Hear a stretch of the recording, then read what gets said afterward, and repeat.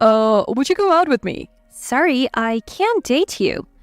As a new employee, I had just joined the company and was approached by the company heir. I inadvertently turned him down coldly, then his attitude changed completely. Why would I want to date someone as plain as you? You're bothering me. My name is Coleman. After graduating from the foreign language department of my university, I joined a trading company and found my work fulfilling every day. I was happy to use my favorite languages, Chinese and Spanish, and felt this job where I communicated with colleagues and clients was the right fit for me. Before I knew it, I was in my 7th year of service. Glancing at the clock, I realized it was almost time to leave. Hey, the place we're going tonight looks great. Indeed, I'm looking forward to it. My colleagues at the next desk were excitedly discussing a party. They were examining a photo apparently sent by the host, laughing and enjoying themselves. A party, huh? It seems like such a distant event for me. Even if I were invited to one, I don't have anything to wear. Thinking of my closet, it's filled with basic items like standard shirts, knits, and skirts in colors like black, brown, navy, and white. It's not that I'm not interested in fashion, but I always felt there were more important things for me. Plus, having moved from countryside to the city and living alone, I wanted to keep my living expenses as low as possible. Lost in thought, I noticed my colleagues leaving for the day. With no work left, I also decided to head home. I wondered if attending a party and meeting someone compatible could lead to romance. Raising my hand to my boss on the phone for a goodbye gesture, such thoughts crossed my mind and were quickly dismissed. Having never experienced love, I didn't even know where to begin. Feeling somewhat lost, I reassured myself that living at my own pace was fine and stepped into the elevator. Once outside the company, the wind on my cheeks was bitterly cold. I wrapped my scarf tightly and braced myself for the walk to the bus stop. The cold eased and the warm season arrived. The cherry blossoms brightening my heart began to fall, turning the streets pink. The petals dancing in the wind were beautiful, and I often found myself stopping to admire them on my way to work. One day, a new employee joined our department. His name was Mr. Watson, a male employee who had just graduated from university and joined the company as a fresh graduate. After completing his initial greetings, Mr. Watson glanced around at everyone in the department and let out a small mocking laugh. I suddenly remembered a rumor I had heard earlier. It was that Mr. Watson was a company heir. Although I had only heard it as a rumor, observing the director's behavior, it seemed likely that he really was the company heir. I reminded myself to behave respectfully, especially since the director had approached me to be Mr. Watson's mentor. Miss Coleman, please take care of him. Nominated, I nodded and began introducing myself to Mr. Watson. Weeks passed. Mr. Watson, being a graduate of a prestigious university, was quick to learn his job. However, he often left his desk during work hours, chatted with female employees, and started conversations unrelated to work, which made me anxious. Once, when a client he was dealing with called urgently, I found him absent from his desk and had to handle the situation myself. Later, when I found Mr. Watson and expressed my concerns about his work attitude, I was just asking people about work-related doubts. He defended himself. Such matters should be directed to me, your mentor. But, Miss Coleman, you seem busy with many cases. It may seem hard to approach me when I'm busy, but feel free to ask. Wouldn't it be rude to interrupt your work? Maybe we could discuss it over a meal outside? A meal outside? Honestly, the idea of going somewhere with Mr. Watson, the company heir, outside of work was daunting. It seemed exhausting to be so cautious. However, if you really wanted to learn about work as his mentor, I should listen, and refusing a meal invitation from a company heir seemed more disrespectful. So I accepted Mr. Watson's invitation. I'll find a place. And he smiled cheerfully. Seeing his untroubled smile, I felt a twinge of sympathy for Mr. Watson, always labeled as the company heir. On Friday, after work, I went for dinner with Mr. Watson. I had thought that a nearby pub would be fine, but I was puzzled as I entered the restaurant he had chosen. Inside, dim lighting and soothing music set the mood. Overwhelmed by the special atmosphere like one for a couple celebrating anniversaries, I realized it wasn't the place for work discussions, just as I feared.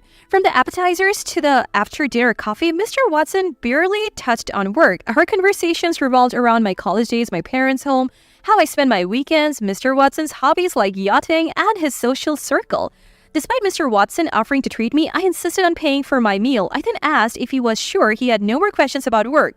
Are you sure all your questions are answered? Yes, they are. I don't understand, Miss Coleman, whom I had always been curious about. Let me take you home.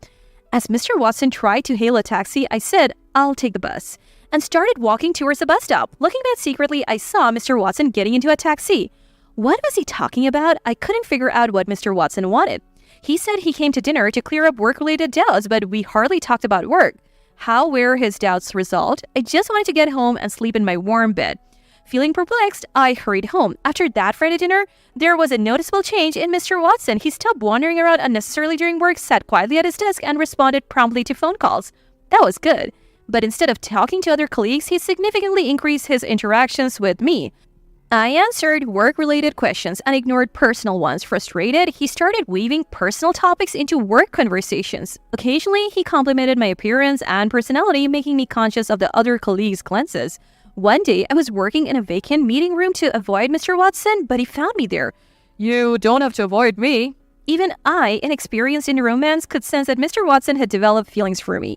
He approached and grabbed my hand, which was typing on the laptop. Startled, I instinctively pulled away.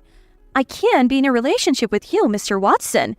Thinking back, maybe I was too cold. Mr. Watson, with wide eyes, left me alone in the meeting room. During lunch, I noticed colleagues near the entrance shop. They were whispering as soon as they saw me. What was going on? That was the first sign of discomfort. From then on, my colleagues' attitudes towards me grew colder. They hardly responded to my greetings, let alone engage in small talk or work-related discussions. Confused and at a loss, I wanted to understand why, but everyone seemed to be acting the same way. I don't think anyone trusts Miss Coleman anymore. Mr. Watson approached me as I was away from my desk, distressed. What do you mean? People who don't know their place are a problem. Someone plain like you probably doesn't look properly in the mirror. That's why you can delude yourself. What delusions are you talking about? Why would I want to date someone like you? It's unpleasant. You're a nuisance. Hearing Mr. Watson's words, I finally understood everything. It seemed I was misunderstood as a woman who, thinking she was being courted, had been pressuring colleagues. Probably Mr. Watson spread this rumor. Despite him holding my hand, suggesting his interest, he turned it around on me. The thought of him doing this out of spite made me tremble with fear. But the real terror was yet to come. Colleagues whom I had worked with for a long time and thought would not believe Mr. Watson's words suddenly changed their behavior towards me. Their harsh words and cold attitudes gradually wore me down. Once, when I tried to finish a task for a busy Mr. Watson, he snapped at me. This is my work. I don't like you touching it without permission. Don't interfere. She's always so quick to jump in. Others laughed over someone's remark. That was my breaking point. I broke down silently, and before I knew it, I had left the office. When I regained my senses, I was at home, staring at the night sky and a faint crescent moon through the curtains. Seeing my distress, the company later transferred me to a small branch in the suburbs. Though I wanted to continue working at the headquarters where I could gain more experience, part of me felt relieved to leave that toxic environment, which saddened me. As I left the office where I had worked hard for 7 years, my colleagues sent me off with a mixture of guilt and concern. Holding the farewell bouquet, I thought about how everyone must have felt pressured to confirm to Mr. Watson the company heir. But regardless of what they thought, their cold attitudes and words had deeply hurt me. Confused and without answers, my last day at the headquarters ended.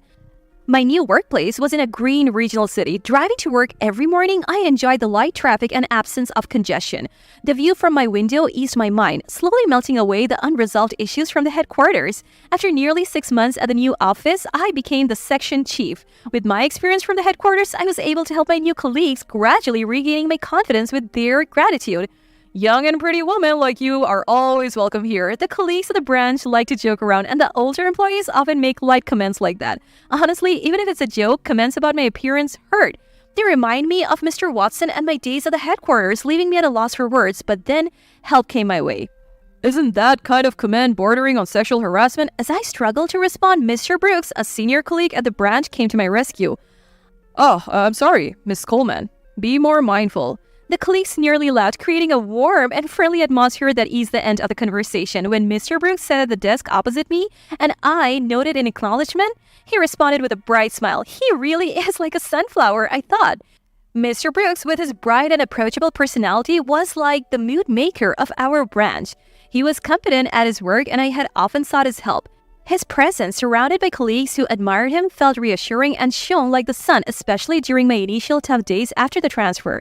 One day, not long after my move, this happened. Not in the mood for chatting, I sat on a bench near the parking lot, quietly eating a sandwich and frozen fried chicken I had bought for lunch.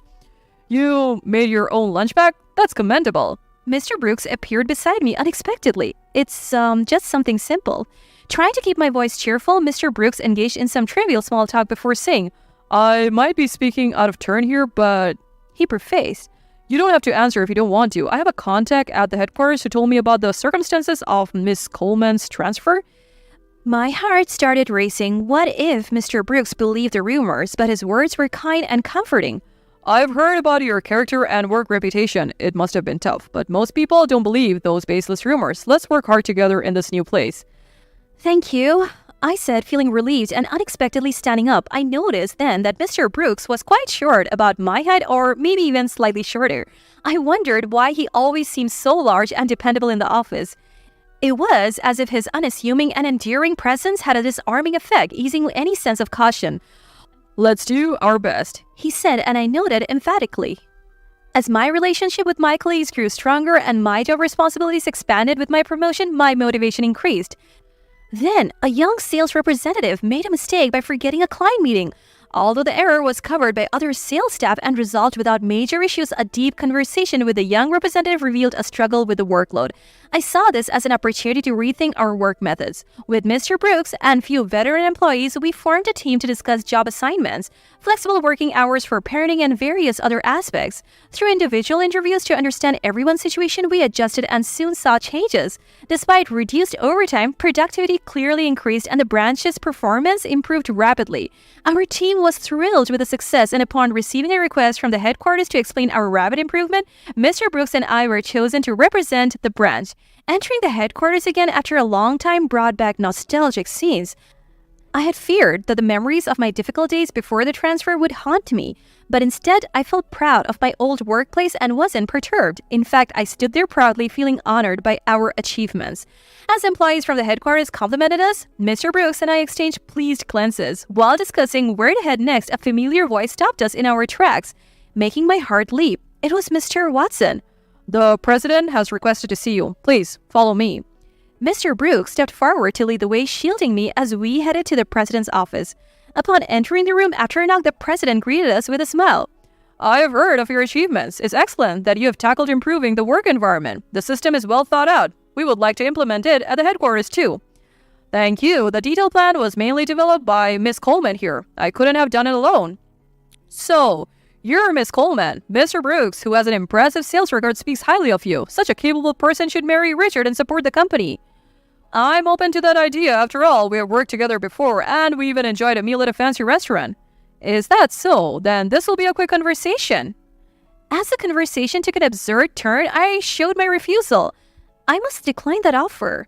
Mr. Brooks spoke up in my support. Is he the president's son? Yes, he's currently gaining practical experience at the headquarters for his future. I've heard from colleagues here about frequent, unexcused absences disrupting work, poor treatment of women, baseless accusations, and intrusive personal conversations interfering with other employees' tasks. That's a lie. We have evidence. Mr. Brooks played a video on his mobile phone showing Mr. Watson's work attitude. This was filmed by a colleague at the headquarters. They felt guilty about filming without permission, but everyone's productivity was dropping, and it seemed like the only way to address it. This is a matter that affects the company's profit and loss. While I was confused, Mr. Brooks continued to push the conversation forward. Despite her outstanding performance, Miss Cole was unfairly transferred due to baseless rumors spread by your son. I have compiled statements from employees who worked in the same department at the time. Please have a look. Shocked by Mr. Brooks' initiative, I was speechless. After reading the documents, the president in a low voice asked his son to explain. Richard, what is this about? Dad, The president, seemingly angry upon learning about his son's conduct, glared at Mr. Watson. In a fluster, Mr. Watson tried to talk his way out, but we left the president's office, leaving him behind. A few weeks later, during a quiet break when the office was empty, I was admiring the vibrant green of the mountains outside the window when Mr. Brooks came over and shared some news. Apparently, Mr. Watson had been let go from the company following the incident in the president's office. The president, infuriated, offered no help, and Mr. Watson had trouble finding another job, causing a stir until his final day. That's the trouble with being a company heir, I thought, feeling somewhat detached. Does it give you some closure? Mr. Brooks jokingly asked. It's irrelevant to me, I replied, opening a new project file. You have a beautiful face, Miss Coleman, he said after a pause. My hand stopped in surprise, but surprisingly, I didn't feel uncomfortable being complimented on my appearance. In fact, I was pleased. Thank you. Mr. Brooks continued with a shy smile. You're very beautiful, without much makeup, not wearing flashy clothes. Simple and unadorned, yet you work and smile happily.